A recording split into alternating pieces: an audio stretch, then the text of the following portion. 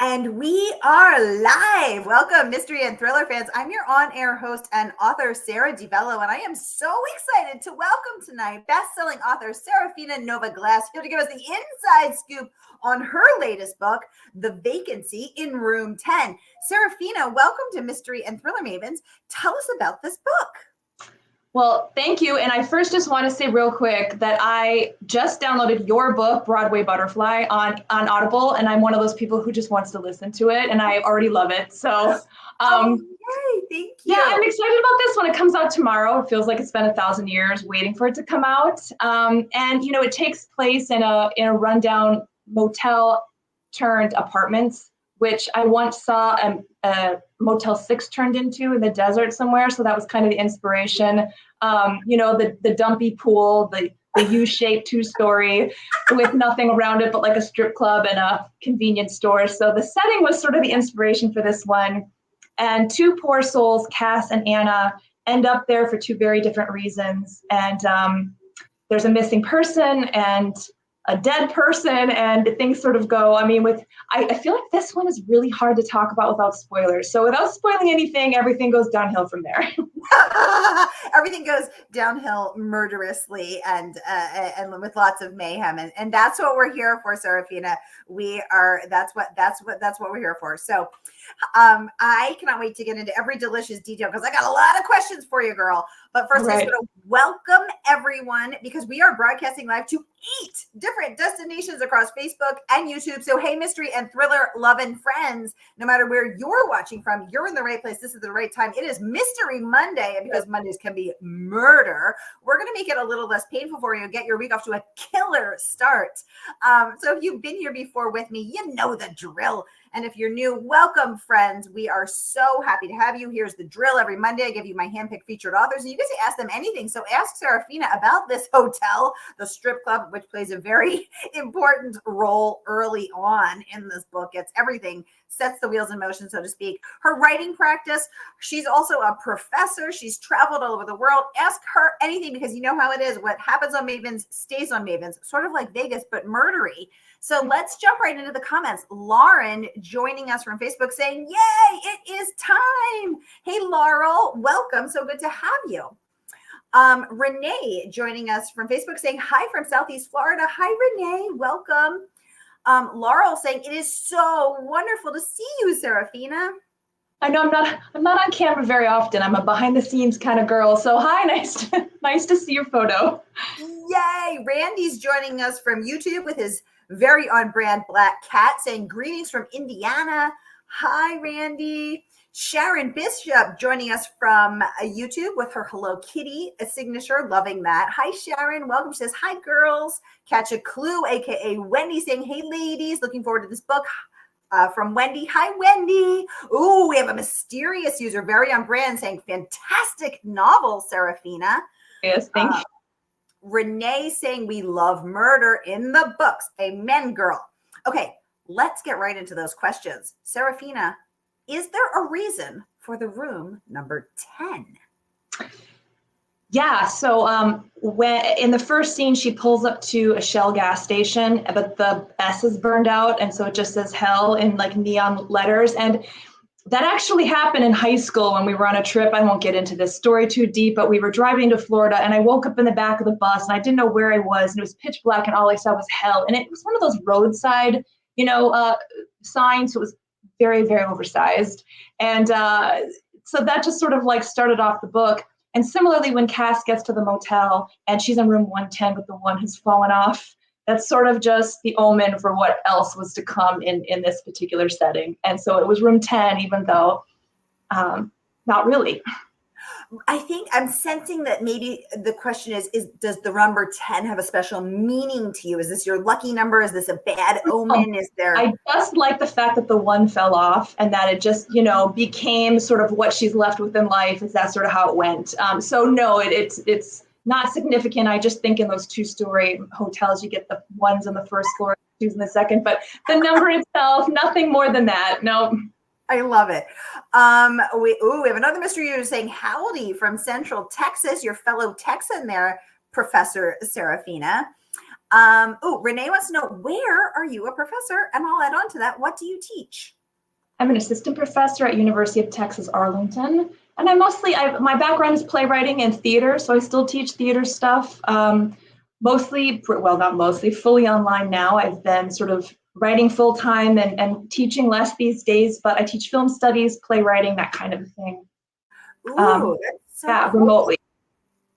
Yay. Okay, we have R. Lynn joining us from YouTube saying, hi from Rochester, New York. So excited for this. Well, we're so happy to have you, R. Lynn. Thanks so much for tuning in. Our mystery user from Central Texas is revealing herself. It is Christine Stamper Lady. Hi, Christine. So good to see you. Oh, we have Mike O'Neill also joining us. Hi, Mike. Good to have you here. Robin saying hello from Coeur d'Alene, Idaho. She says her taxes are done and she's here to celebrate. What a perfect way to celebrate. Laurel wants to know, so what was the most challenging part of writing this one? I think this is your ... fifth. It is my fifth. Yay. You know, it's always hard. It's always, as as an author, just hard to jump into like a new setting. And I think this one was actually my favorite to write. So, not that it's easier than the rest, but you start to sort of catch on to your own style and what works for you, especially in the outlining process and all of that.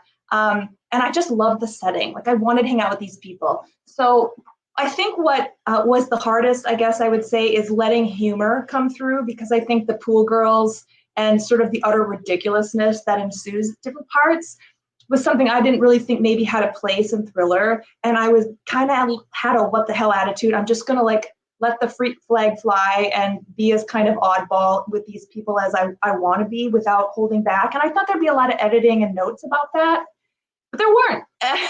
It all got, it all stayed there. So just taking the risk to kind of let dark humor be in these sorts of stories instead of all being so serious. So. Ooh, and I think it's so interesting that you're saying that the hardest part was leaning for the humor, because actually humor and fear are two of the hardest things, I think, to write on the page, because it's actually really hard to be funny and it's hard to be scary without being cheesy. So, what have you learned from book 1 to book 5 about how to do both humor and fear successfully?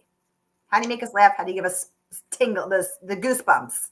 I think that's a tough question, because I don't know where the humor comes from, especially in this new book that I just finished. I finished 6 last month, and it's sort of the same thing. It takes place in a retirement home, and I feel like these elderly people, this group that are solving murder, is kind of the new pool girls, in a way, and it just sort of happens situationally. I have them in a room and they're catty with each other, and I think actually what was harder is the first 2 books. Someone's Listening and Such a Good Wife, not letting that be a part of it, kind of trying to be in this serious tone because I'm thinking that's what this needs to have, instead of just letting them sort of naturally say things in a dark situation that you would say. Think there's always humor kind of in every situation. So yeah, I think that I kind of learned to just be able to be myself more and rest on that, and not kind of be so afraid of it having to fit into something, a mold, I guess. I love that. Because I know I love to laugh. I mean, we all love to laugh, right? So I think that there should be, and now that you're saying it, I agree. There isn't that much humor in thrillers. And when I find one that makes me laugh, sometimes out loud, I love that. Y'all, tell us what you think in the comments. Do you like to laugh? Do you find a lot of thrillers? What are your thoughts on humor in thrillers? Okay, so we have someone saying, oh, so cool. My son is doing his master's at UT Arlington, but in social work. Oh, from Christine again. Yay. Oh, Christine, you have a special connection to our special guest tonight and to UT. I love that. Thank you for commenting. Mike wants to know, are you a plotter or a pantser? Although that autocorrected corrected to prancer, and now I'm just going to call it that. I know. I am such a plotter. I always say that I admire people who can pants it and just sort of see where the story takes them or where the characters take them.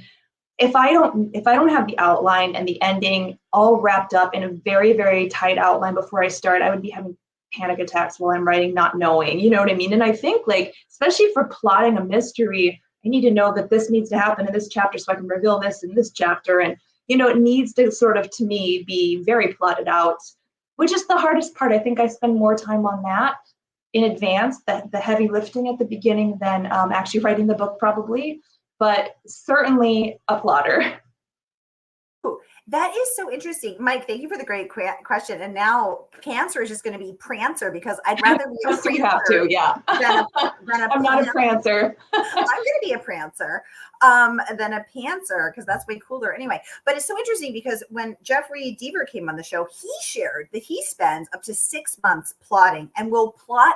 His plots run to 180 pages. Oh. So that in time and investment in plotting helps him to then execute more efficiently and more quickly when it actually comes to writing. He also writes in an entirely blacked out room, blindfolded, tactile. I'm assuming it's the same for you. Wow. Okay. I thought that I was quite a plotter. Nowhere near that. I just need to have an outline that has about the chapters I'm probably going to write and like the main thing that I need to get across in that chapter. Then the rest, to me, the rest is freedom. I feel very free to like, you know, develop it out once I know the few key points that I need to hit. And maybe the little like, you know, I guess cliffhanger at the end of each of those chapters. But wow, that's intense.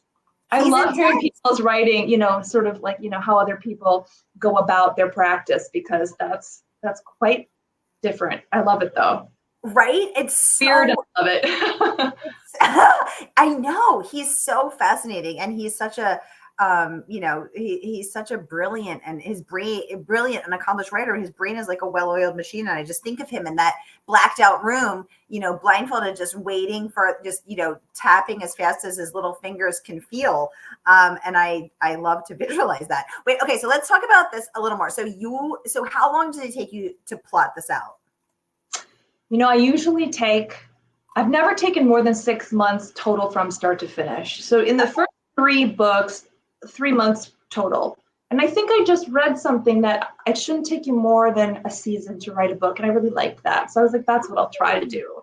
Yeah. And so, but I probably the last 2 or 3 took about a month kind of to plot it out. So I'm exaggerating when I say more time than to write it, but you're just finding that idea. I mean, you know, like just coming up with, you know, the place, the people, everything that's going to happen to me is sort of just much harder than executing it. So maybe about a month or so to sort of outline it, and then usually 3 to 4 to write it. It's kind of been pretty consistent along all 6 books. Ooh, I say 6 because, you know, I just finished my 6th, but this one's fun. Laurel is saying, oh, I cannot wait to read this one. Thank you for your style. What a lovely comment. Thank you, Laurel, for that lovely comment.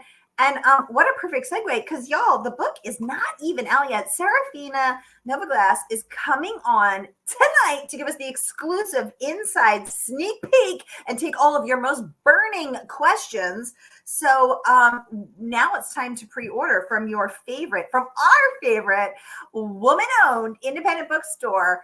That is, of course, Murder by the Book in Houston, Texas, Seraphina's home state. So no matter where you're watching from, whether it's on Facebook or YouTube to any one of our 8 destinations, here is that link. So click and pre-order the Vacancy in room 10. And the good folks at Murder by the Book will ship this out to you as soon as that book drops and they get themselves to the store. So here is that link, y'all. Click and pre-order. Support woman-owned independent bookstores. Okay. Oh my gosh, we have so many comments to get to. I'm so excited. Okay, Sharon, good question, wants to know, Seraphina, how do you want people to feel at the end of this novel? I love that question because I put a lot of thought into that. You know, I feel like, you know, I want to leave goodness in the world, and I write thrillers, you know, and it scares people, and it's escapism, and I love that. You know, I don't want to so I think that's kind of important to leave with some hope at the end of a thriller. No, I'm not ever going to kill every character. You know, it's just, I think that there is a little bit of a heartwarming moment. I think I can say that without a spoiler with one of the characters. And so I just think it's, you know, it's so fun to create these characters and throw rocks at them and, you know, go on this journey with them. but I also think kind of leaving that little glimmer of warmth or hope at the end is kind of a special way to end a thriller. And I love that. I never want it to be doom and gloom. And I guess maybe that makes it a little bit more on the popcorn thriller side. I'm okay with that. So yeah, hope that answers that. It's hard to get really specific. I like, again, I say with this book without kind of spoiling certain things, but I think that is a very good answer. Thank you for the great question, Sharon. Actually, after Sharon's been with us in Mavens for probably the whole 4 years I've been doing this, and I actually just got to meet Sharon in person when I hosted Lisa Unger's book launch in Boston. And Sharon was like, "I'm Sharon with the Hello Kitty." And I was like, "Sharon, the Hello Kitty." So it was so fun to finally meet Sharon after 4 years of being Mavens together. So thank you for the great question. All right, so everybody's been weighing in on the laughter, the humor in thrillers. Wendy saying, "I'd like to laugh." Me too, Wendy. Renee saying, "Laughing is good." Okay, I'm reading so many comments. And yes, we like to, R. Lynn saying, "Janet Ivanovich is a master of humor in her Detective Bonds One books." Yes, Janet Ivanovich she's freaking funny. And I love that you brought her up. Thank you, R. Lynn. Robin saying she likes both. I hear you, Robin. Great point. Renee wants to know, do you ever get writer's block? Thank you for all the hearts up, you guys. I'm just getting bouquets of hearts on Facebook. Thank you for that. It's so lovely. Renee wants to know, do you ever get writer's blocks? Writer's block. How do you get over it? I'd like to know too. Oh, that's a good question. I feel like perhaps for the very first time trying to come up with my idea for book 7 right now as we speak, there's a little bit of like, God, did I really write all my ideas already? Have I peaked? So no, I mean, not really. There's a few rolling around in there that I'm playing with, but I don't, I think I have kind of a funny writing style where, people ask, do you write every day? Do you journal? And I certainly don't do any of that. I write a book kind of really fast, and then I don't want to talk to these people, or I could never do a series or think about them or have anything. I'm over them, the characters, for a while. And I really don't even think about writing for a little while after that. It's not a daily practice. There's no set time. Whenever I feel like it, I mean, certainly I'll come and sit down. I'm like, oh, I got to kind of have a deadline coming up. I should sort of make sure I put a couple hours in today, but there's nothing regimented, which I think is what works for me. And so maybe lends itself to not having as much writer's block because I don't force myself really to sit down and like, you got to do this today, and then I'm hitting a block where I can't be creative.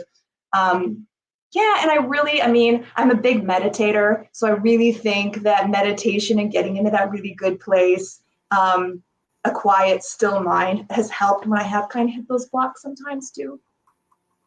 Absolutely. I'm a daily meditator. I'm a yoga teacher, and I always say a calm mind is a creative mind. Because if I am riddled with anxiety, which is what I am, if I'm not meditating or doing my yoga practice, then that is a clenched, terrified, anxious mind is not going to give you some good writing. I am a hot yogi myself, and I will say that's another way to just, leave just feeling light and oxygenated and all of those things. So, those relaxation practices that they cliche kind of tell you to do really do work, and they really do help the mind. So, yay! I agree. And I'm a gentle yogi. I'm not a hot yogi. I used to be. Okay. Now I'm too old and tired to be a hot yogi. John is joining us from Northeast Ohio. Hi, John. So good to see your name pop up. Thanks so much for being here. Renee's giving us the yoga and hearts emojis. Yes, exactly. That is us, just meditating and yogiing and doing it. Oh my gosh. Okay, Seraphina, I want to talk about some of the praise that your books have earned. So first of all, hello, most anticipated 2024 novels by Nerd Daily. Congratulations on that. And they are not the only ones, because I'm going to pop that up so we can all peek at it together. They are not the only ones. Most anticipated crime fiction novels of 2024 by Novel Suspects. So we got a lot of eyes and a lot of readers just waiting for this book and hotly anticipating it, which is so exciting. So how are you feeling now that it's almost out? I've never felt like I waited so long for a book to come out. I think I finished this one. I know when I finished it, like over a year ago. And so it does seem like an eternity. Of course, you write, the next thing and everything like that. But it's exciting. I think, sometimes you don't know what you did right.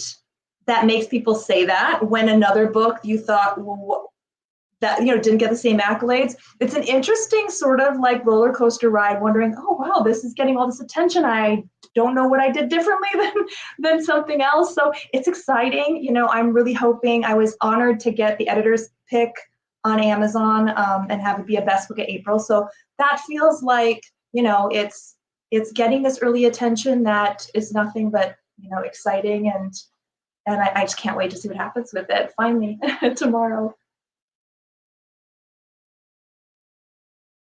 Oh, I lost your sound. Oh, so sorry. Publishers Weekly weighing in saying this is an entertaining thriller that maintains tension and intrigue through to the satisfying end. The author's fans will devour this. Again, just going on with that most anticipated fervor that we're all just building up to. So congratulations on that bit of praise from PW. So exciting. Thank you for all the hearts, you guys. It's so nice to see all the hearts and all the love. Andrew joining us from Facebook saying, I can't wait for this book. I loved The Vanishing Hour. Yay! Renee saying she can't wait to read your new book. I pre-ordered it a while ago. Yay! Pre-orders really matter, you guys, because publishers look at those numbers and they count toward bestseller ranks, and all of these things matter in this crazy publishing world that we are in. So here is that link again. No matter where you're watching from, on Facebook or YouTube, you can pre-order The Vacancy in Room 10 and get your mitts on this book as soon as it drops. Now, Seraphina, some people submitted questions in advance because they will be watching the replay later. So we got your back, y'all. Don't worry if you're not here live. That's okay. So let's jump into some of those questions. Amanda says she really wants to write a book. It's been a couple of years. She's still not published. What advice, if any, might you have for her? It sounds like she wants to write one. She hasn't written it yet. I think that's all it said, but I think she said it sounds like she's written it and she's trying to get published, maybe feeling a bit discouraged. Oh, okay. Yeah, I mean, I'm not necessarily the best person to ask for like persistence with trying to get published. I got really lucky really quick. I'm not going to pretend that I didn't. I didn't have to write multiple books or anything, but I do think that that it is tough to sort of get recognition in a really saturated market, and to be able to write the query letter and I'll say my best advice for people to try to get some attention is the complete scattershot approach. Copy, paste, send it to absolutely every agency, agent. That's a numbers game at some point, and somebody will notice it and, really want to take a look at it and talk to you. And, I always say, like, how many people have actually finished writing a book? I mean, I think the stats are pretty low on like finishing it and then being at a place to even send it out. So if you're at that stage, like that's amazing. And, I feel like if you really kind of just get that in the right hands and don't stop sending it, there's even small, instead of just agencies, when I started, I did the small and mid-level publishers, the ones that will take a query without, an agent submission. And a lot of people will email you back and they'll talk you through it. And some of them might even say, I wish that it kind of took this direction. Can we talk about some changes? But I think if you keep at it, someone will take notice. And do you want to share your journey to publication, Seraphina?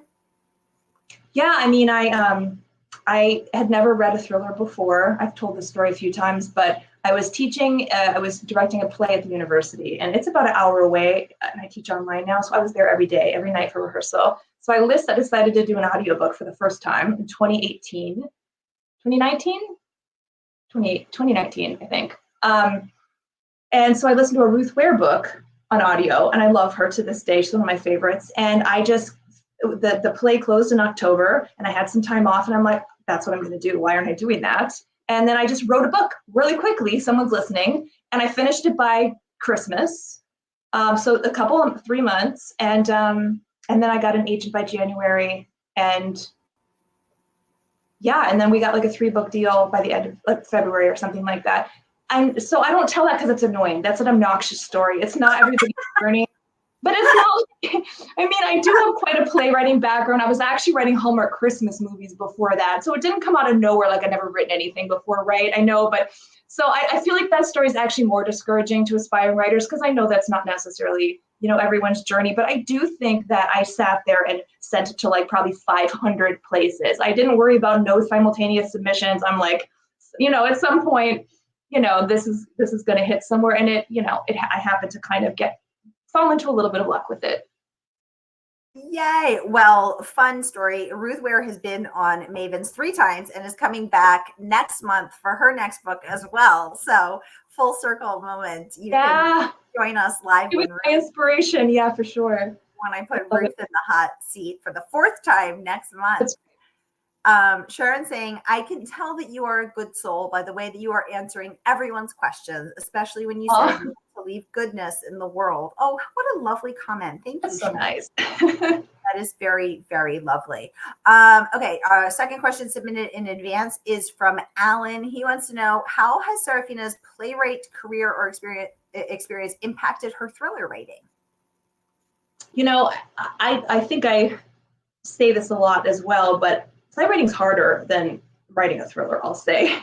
I think playwriting is the hardest genre to write in. And, between screenplay, I wrote, so On a Quiet Street, I think you probably know, we have a movie deal, limited series deal with that one. And I wrote the screenplay for it in advance. And I did some Hallmark stuff in the past. And that felt, like a gift compared to trying to write a play. I could change scenes. I could have something blow up if I wanted to. You can't do any of that on stage. And then writing a novel, you have even more space to explore and to develop than you do in a screenplay. And so I just feel like the parameters with which you have to stay within to write a play. And then, it's actually a little bit demoralizing sometimes when you're, I was in my 20s when I started to write this play. You're rehearsing for months. You have the actors and the sound guy and the light guy and the director and and 5 people show up to opening night. It's a tough road, right? But I loved it, really sort of led me to just loving, the written word and all that you could kind of do with creating it yourself and not just taking some old play that's been done 1,000 times. So it was very sort of liberating in a way, but very difficult. So when I got to write a thriller and had all this space and time to develop it and control, it's not collaborative, those are great, but you have to really rely on a lot of other interpretations and you get all the greedy control over a book. So yeah, I think it really, really, I tell my students, playwriting is like classical training to any genre that you want to move into. It's really just harder. Great question. Okay, last question from Robin. She needs to know, which Ruth Ware book was it? I'm wondering too. I want to say, is it called In a Dark, Dark Wood? I know there's a play called In a something like that. Yes. It has a really similar title. That's the one about the bachelorette party. Yes. And then I think I binged. So Imogen Church, I think I equally fell in love with her. She's the narrator, and she's narrated every single one of Ruth Ware's books. So she was a narrator on my book, On a Quiet Street. And when I talked to the publisher in advance, and look, I know you usually send me some Audible narrators to choose from. What can I do to get this particular narrator on this book? Because I just adored her so much. So, that really felt like it came full circle. I was over the moon about that. So yeah, I've loved everything she's written, and especially listening to it because of her narrator, because I'm an audiobook nerd. Oh, I love that. You were able to get the same narrator for your book. What a full circle, beautiful moment. It must have been so meaningful to the narrator. Oh my gosh. Wow. Very surreal to just feel like you're listening to this thriller and you love it. And it seems so otherworldly that these people over here write books and get published, and it's just not, it's a pipe dream, and it's who gets commercially published. That doesn't happen, So to even be sitting here really is just a little bit surreal still to this day. I'm kind of forget half the time. On pub day, I'm usually like, tomorrow I'm doing laundry and I'm, walking the dog, and I'm like, oh my God, I got a book published today. Sometimes you kind of forget, you have this whole other world going on behind the scenes in your, in your life. So it's pretty cool. It is a full circle moment for sure. Yay. All right, y'all, we are out of time. Time flies when you're having this much fun. So the book is not even out yet. Seraphina is coming on to give us the exclusive inside peek, give us the scoop on all the good things on the vacancy in room 10. So pre-order tonight, fam. Let's get those pre-orders out. And the good folks at Murder by the Book, our favorite woman-owned, independent, Texas-based bookstore, one of 3 dedicated mystery and thriller bookstores in the country, will ship this book out to you. So here again is that link, whether you're watching on Facebook or YouTube. Thank you so much for joining us, Seraphina, Nova Glass. Thank you all for tuning in.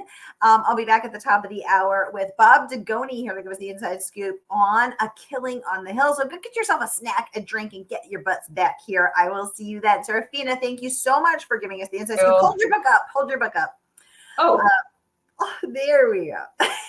Thank you so much for giving us this one. On the vacancy. Yay! Look at all those hearts flying up on Facebook, y'all.